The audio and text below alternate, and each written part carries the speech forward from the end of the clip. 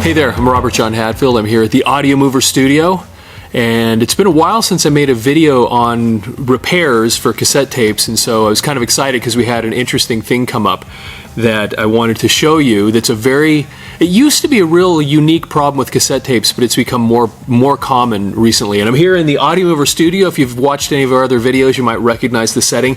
So I put this little desk here with this chair so I could show you this little repair. The repair that I'm going to show you today is kind of unusual because, like I said, it used to be really uncommon, but over the years it has become more and more common, and it's basically because these polymers tend to age, and if you've ever had a piece of plastic that was white and then eventually it started turning yellow, that's what I'm talking about. It starts breaking down and it actually becomes more brittle when that happens, when you see that discoloration. Cassette tapes have plastics in them and they will eventually break down and stop working and break. And so I'm going to show you something related to that's kind of interesting. So this is the tape that I want to show you, and hopefully you can see it over here on this camera. And what it is you can see that there's no tape in there right now. And then I'm going to show you a regular tape, and you should see this. This is leader tape. That's why it's clear. And then the leader tape is connected to the tape. Can you see that okay in that camera? Okay. And as I move forward here, you will see where the leader tape and the audio tape actually meet. And it's held together by a little piece of adhesive. And what happens is, over time, that adhesive, just like a piece of Scotch tape. If you've ever seen a piece of Scotch tape that's 20, 30 years old and you see how it flakes off, it's the same principle here. And we'll see if you can kind of see that there in that camera. What happens eventually is that little piece of adhesive, it breaks down, and then what will happen is this tape will actually, when you're playing it, just come apart, and the leader tape will end up on this spool, and the oxide tape will end up on this spool, and then it'll just be separated, and you'll have to open it up and get in and repair it. Now that's what used to be the most common thing, but what happened today, the reason you don't have tape here is something a little more complicated, and like I said, it's something that's become more common lately. When we first started this business maybe 20 years ago, I would see this happen every once in a while. But as tapes have gotten older now, some 20 years later, we're seeing this a lot more. And this is one of the reasons why you gotta get your tapes digitized. So I already know what's gonna happen when I open this up because I can see it through the little window here. So I'm gonna open this up and you're gonna see what the problem is. So I've got my little screwdriver here, and the little screws, just kind of by way of information, are on side A almost all the time. There's very rare circumstances where these screws are put on side B, and I think it's the BASF cassette tapes that had them on the opposite sides. But it's important when you open up cassette tapes, generally, that you leave it in this position and then take the screws off and then lift it off. The reason that is the little shield. There's a little metal shield in there, and there's a little pressure pad, and the mount and even these little spools on the side. The guides are meant to mount on the back side, and if I were to flip it over and take it over, those things would kind of fall out and they wouldn't have a place to sit. So I take the screws off. I'm going to lift this off now, and then there's a little gasket right here that I'm going to take off, and I already know what we're going to find when we open this up. You'll see there's the little shield, here's the little pressure pad, and they have these little places where they sit. Now here's where you're going to see what the problem is.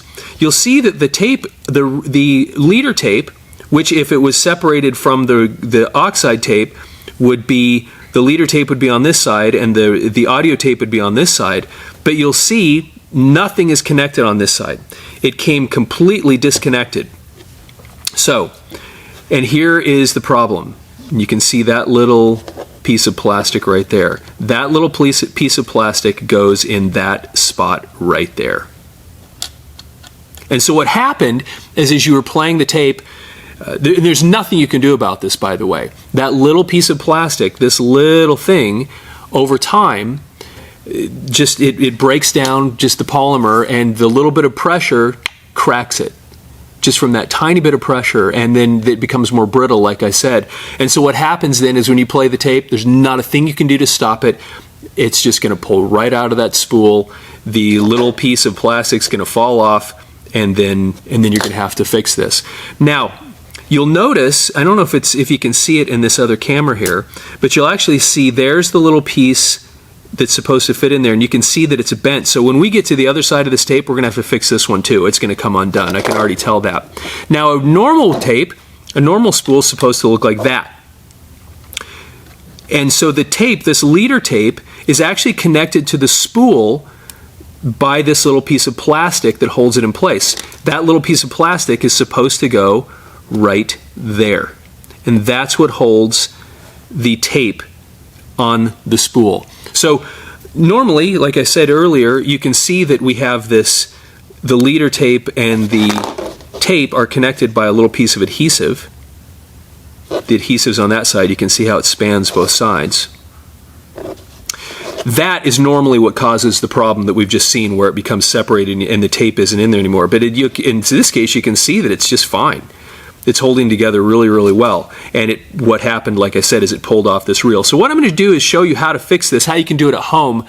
You don't need, you can buy little kits that have the adhesive and the cutter and all that stuff. And you don't really need that. What you really need is a pair of scissors, a little bit of tape, and clean hands. So wash your hands really good, because you are going to touch it. I don't know, you can try to do this with gloves, but it's really, really challenging to hold on to this stuff, because it just kind of flips around and it moves, and you really need your fingers, in my opinion, to make this work.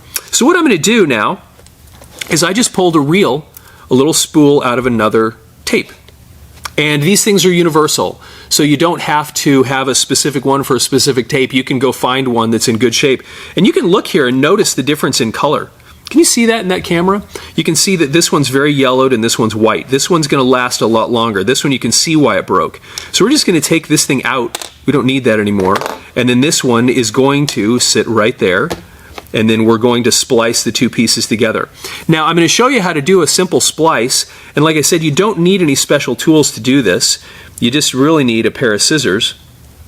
And what we're going to do is I'm going to take this, make sure that it's on the right side. And then I'm going to take this and put it kind of over the top of it. And this way we can get a matching cut. Now, it does take steady hands to do this, but you kind of just line them up like this. Oh, where'd I put my scissors? Had some scissors here just a minute ago and I lost them. Chris is grabbing scissors for me, thank you. All right, so I put those two things you can see right over each other, and I'm just gonna cut it at just a slight angle, right like that. And the reason you do the angle, you don't have to, but the reason you do the angle is that when the tape is going across between the capstan and the pinch roller and between the playhead and the pressure pad, if it's at an angle, the idea is that it moves through a little smoother. You don't have to do it that way, but I learned that in a studio 30 years ago and kind of have always done it that way. And then it's really just a matter of cut yourself. I pre-cut a little piece of, it's just a little piece of Scotch tape. I pre-cut a piece, and I'm just gonna, like I said, it takes a little bit of a steady hand, but if you can get it on there kind of straight, and then just take this other piece, match it up there, kind of straight, best you can. Doesn't have to be perfect, but get close. There you go. So I've just spliced those two pieces together. You can hardly tell. And then we're just going to spool this tape back onto this spool on this side. I got a little piece of that leader tape landed there. We're going to kind of spool this back up on this side here. And this tape will work perfectly now. And then we'll put this thing back together. All we really have is just a longer piece of leader tape now, and so that's really the only difference that'll happen now when these things play. You'll see here, you can even see that this polymer is breaking down, and then like I said, we're going to put this tape in to digitize it here in a moment for a customer, and you can see just that little dimple right there. You can see that this side is already broken, and we're going to have to pull this back out of a tape deck in about 45 minutes once this is done, and run that again. So now we kind of just pull it kind of taut so that the tape will slide nicely back into where it's supposed to fit, like so. Make sure that the tape's kind of down. We're going to take this gasket, just set it back in place there, like so. And then we're going to put this plate back on, and that's it.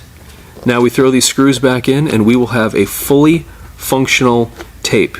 Let me get a couple of these put in, and then I'll spin it and you can see where our splice is and get an idea of how this is gonna work.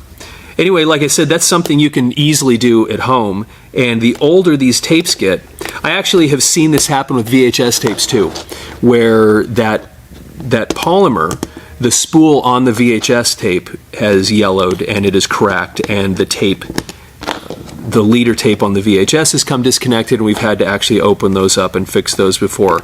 Once again, you know, however much you love having old analog media, audio and videotapes, it's going to happen to all of them eventually, and there's not much you can do. So it's a good idea to get them sent into us so that we can fix it. So I'm just going to spin this now. You can see there's our little splice that we just made. You can see it right there. And then I'm going to forward, and then you're going to see, once again, this is the original leader tape. There's our thing, and then the tape will play perfectly now. That's really all there is to it. And like I said, it's kind of an interesting one because over time, we've seen this more and more and more. And so you don't want to wait much longer on your cassette tapes to get them digitized, archived, because it's going to happen to yours if it hasn't happened already. And we can take care of it. So if you send your stuff in, we've obviously got all the tools and resources and pieces and parts to take care of these things, but we'd love to help you out. Anyway, thanks for visiting with me today and watching this fun little video.